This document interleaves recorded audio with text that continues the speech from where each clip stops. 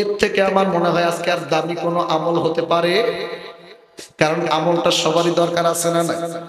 আপনি ঘর থেকে বের হয়ে যে পাকা রাস্তায় উঠলেন, এই পাকা রাস্তায় আপনার দুর্ঘটনা হতে পারে কি পারে না? আমি আপনাদেরকে সূরা ইয়াসিনের এই আয়াতের আমলটা শিখাবো। কোন আয়াতটা পড়লে বাইরে গেলে আল্লাহ আপনার হেফাজতে রাখবে, কোনো অ্যাক্সিডেন্টের স্টোরি থাকবে না। বাবাজি আমি বলছি একটু সামনের দিকে যাই আগে। এবার বলেন কোরআন তেলাওয়াত করার দরকার আছে না নাই? জোরে বলেন আছে না নাই? এমন একটা কিতাব আল্লাহ দিয়েছে, যেই কিতাবটা বুঝে পড়লেও সওয়াব, না বুঝে পড়লেও সওয়াব, কোরআনের দিকে তাকাইলেও সওয়াব, আবার কোরআনটা চুমু খাইলেও সওয়াব। বাবাজি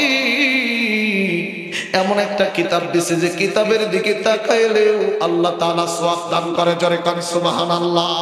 তাহলে এক নাম্বার হলো আমল কোরআন তেলাওয়াত করা। একটু জোরে বলেন কি করা? আর একটু জোরে বলেন কি করা? এখন কোরআন অনেকে আছে তেলাওয়াত করতে পারে না, সন্তানগুলোও শিখায় না। এত সুন্দর মাদ্রাসা থাকতে অনেকে আছেন কোরআন পড়া শেখেও না, সন্তানদেরকেও দেয় না, আছে না নাই? এই জন্য বলবো বাবাজি, সন্তানগুলোকে মাদ্রাসায় দাও গো, সন্তানগুলোকে মাদ্রাসায় দাও, হাফেজ বানাও। তোমাকে লক্ষ লক্ষ টাকা ইনকাম করে হয়তো নাও দিতে পারে, লক্ষ লক্ষ টাকা তোমাকে নাও দিতে পারে, কিন্তু মা, কিন্তু বাবা গো, একটু কানটা খাড়া করে শুনে নাও গো বাবা, তুমি যেই দিন দুনিয়া থেকে বিদায় নিবা, তোমার সন্তান খবর পাইবে, চলে আসবে যেখানেই থাকো, কোরআনের হাফেজ হওয়ার কারণে, আলেম হওয়ার কারণে তোমার মরার পরে তোমার সন্তান তোমার জানাজার নামাজটা তো পড়াতে পারবে। কথা বলেন না কেন? আল্লাহর নবী বলেন, কোন সন্তান যদি কোন হাফেজ আলেম পিতা মাতার জানাজার নামাজ পড়ে যদি আল্লাহর দরবারে দোয়া করে, আমার আল্লাহ ওই পিতা মাতার জীবনের সব আযাব, কবরের আযাব মাফ করে কবরটা জান্নাতের বাগান বানায় দেয়। এই জন্য কোরআন তেলাওয়াত এক নাম্বার। খুব মনোযোগ দেন, সময় কম, সংক্ষিপ্ত ভাবে বলছি বাজান। এইবার আসেন দুই নাম্বারে।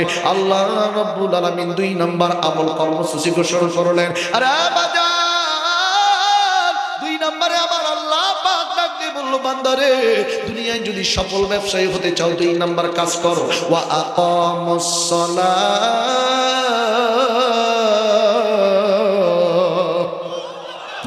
মানে কি আওয়াজ দিলেন না? একটু জোরে বলেন আল্লাহু আকবার। দুই নম্বরে আমার আল্লাহ বলল, বান্দা এক নাম্বার কোরআন তেলাওয়াত করবা, দুই নম্বরে তোমরা বেশি বেশি নামাজ পড়ো, 5 ওয়াক্ত নামাজ পড়ো এবং তোমরা নামাজ কায়েম করো। আমার ভাইরা, আমার বন্ধুগণ খুব মনোযোগ দেন। নামাজ পড়ার, নামাজ কায়েম করার মধ্যে একটু পার্থক্য আছে। নামাজ পড়ার কথা আল্লাহ কোরআনে এক জায়গায় বলেছে, ফাসাল্লি লিরাব্বিকা, সূরা কাউসারের মধ্যে আল্লাহ বলছে নামাজ পড়ো। আর যত জায়গা আছে গো, সব জায়গার মধ্যে আমার আল্লাহ পাক নামাজ কায়েম করার কথা বলেছে। কিন্তু অনেকে বলবেন নামাজ পড়ার কথা একবার আর কায়েম করার কথা এতবার কেন বললো? কারণ এই জন্য বলছে, যারা নামাজ কায়েম করতে যাইবে তারা আগে নিজেরাই নামাজ হবে, নামাজি হবে। কথা কয় না? নামাজ নিজে যারা পড়বে তারাই তো নামাজ কায়েম করার চেষ্টা করবে, ঠিক কিনা বলেন? এখন যেখান থেকে কায়েম হবে, কায়েম কিন্তু আপনার আমার ঘর থেকে হবে না। হবে নাকি? প্রতিদিন হাজার হাজার মাহফিল সারা দেশে হচ্ছে, হাজার হাজার মানুষ সামনে ময়দানে কথা শুনতেছে, নামাজের বিষয় আলোচনা চলছে, কিন্তু বাজার কোনোদিনই ভাবে বাংলার জমিনে নামাজ কায়েম হবে না। কিন্তু নামাজ কায়েম হবে এমন একটা জায়গা থেকে, সেটার নাম কি? পার্লামেন্ট। জোরে বলেন কি?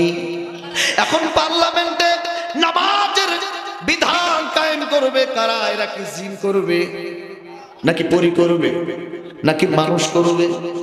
এখন মানুষরা তো সংসদ থেকে নামাজের আইন পাশ করবে। এখন যদি ওই সংসদের বুকে বেনামাজি নিজেই নামাজ পড়ে না, গাঁজা খায়, মদ খায়, নারী নিয়ে উষ্টি পুষ্টি করে, তারা যদি থাকে, আল্লাহর কসম কিয়ামত পর্যন্ত বাংলার জমিনে নামাজের বিল পাস হবে না।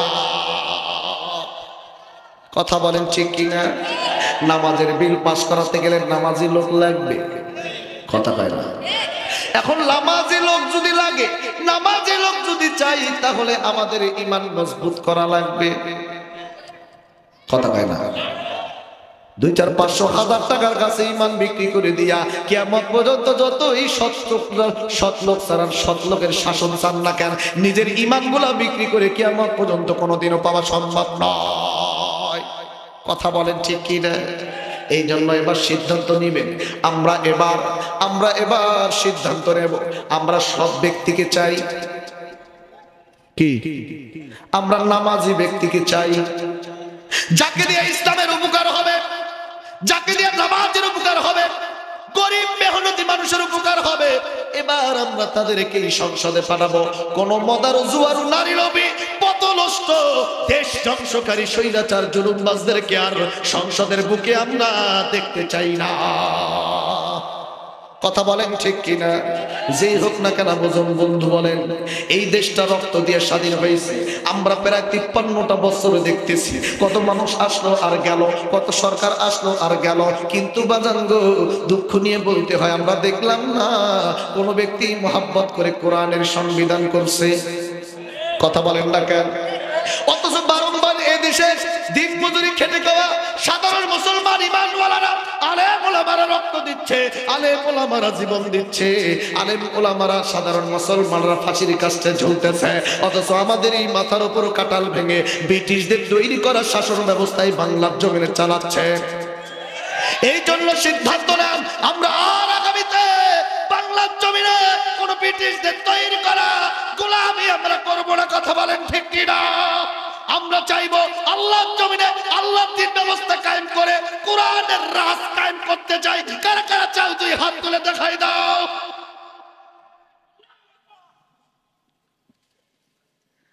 আল্লাহ তাআলা কবুল করুন, জোরে বলেন আমিন। ঘুম ধরছে? আর একটু চলবে? আচ্ছা, আর অল্প একটু চলবে, কিন্তু আপনাদের আওয়াজ তো নাই। তাহলে বলতেছিলাম বন্ধুরে, 2 নাম্বার নামাজ পড়বে। নামাজ ছাড়া বুদ্ধি নাই, নামাজ আপনাকে পড়তে হবে ভাই। আল্লাহর নবী বলেন যারা 5 ওয়াক্ত নামাজ জামাতের সহিত পড়বে আমার আল্লাহ তার জীবনের গুনাহ মাফ করে দিবে। আমার ভাইরা বন্ধুগণ, আল্লাহর একজন ওলি আমার ভাইরা বন্ধুরি নামাজের প্রতি ছিল তার দরদ, সব সময় নামাজের প্রতি গুরুত্ব দিত। এই আল্লাহর ওলি ঘরের মধ্যে খাবার নাই, 2-3 দিন হয়ে যায়। 3টা সন্তান তার এবং বিবি এবং সে 5 জন মিলে বসবাস। 2টা দিন 3টা দিন হয়ে যায়, কোন জায়গায় কোনো প্রকারের খাবার নাই। আমার ভাইরা বন্ধুগণ, ক্ষুধার যন্ত্রণা সহ্য না করতে পাইরা বিবি এবার স্বামীকে ডাক দিয়ে বলে, স্বামী গো দেখো দেখো কোথাও কোনো খাবার পাওয়া যায় কিনা। এইবার স্বামী বেরিয়ে পড়লো খাবার খোঁজার সন্ধানে, কিন্তু খাবারও পায় না, কোনো জায়গায় কাজও পায় না, কাজ করতেও পারে না। হঠাৎ করে আমার ভাইরা বন্ধুগণ একটা জায়গায় কাজ পাইছে, কিন্তু কাজটা করতে পারে নাই, কারণ তার দুর্বল দেহ নিয়ে কাজ করা সম্ভব নয়। আরে বাজার এইদিকে বাড়ির সন্তানগুলো ডাক দিয়ে বলে, মা গো খাবার দাও গো মা, ক্ষুধার যন্ত্রণা আর সহ্য করছে না গো মা। এ বাজার মা এবার পাতিলটা চুলার উপর দিছে, পানি দিছে, পাথর দিয়া সন্তানগুলোর বিছনার উপরে বসায় রাইখা দূর থেকে দেখাচ্ছে তোরা এখানে আসবি না, তোর ওখানে থাক আর অপেক্ষা কর। এই যে দেখ আমি পাতিলের মধ্যে রান্না চড়াইছি, সন্তানগুলা শুধু দেখে কিন্তু খাবার তো আসে না। ডাকতে পারে মা, ও মা খাবার কেন নিয়ে আসো না, তাড়াতাড়ি আসো, ক্ষুধার যন্ত্রণা সহ্য হয় না। এইভাবে সারাটা দিন পার করে দিয়া রাতের বেলা এইবার স্বামী বাড়িতে আসছে আল্লাহর ওলি। আয়েশা সর্বপ্রথম দরজায় নক দিয়েছে, দেওয়ার সঙ্গে বিবি দরজা খুলে দিছে। দরজাটা খুলে দেওয়ার পরে প্রথমে সালাম দিয়া বলে, বিবি রে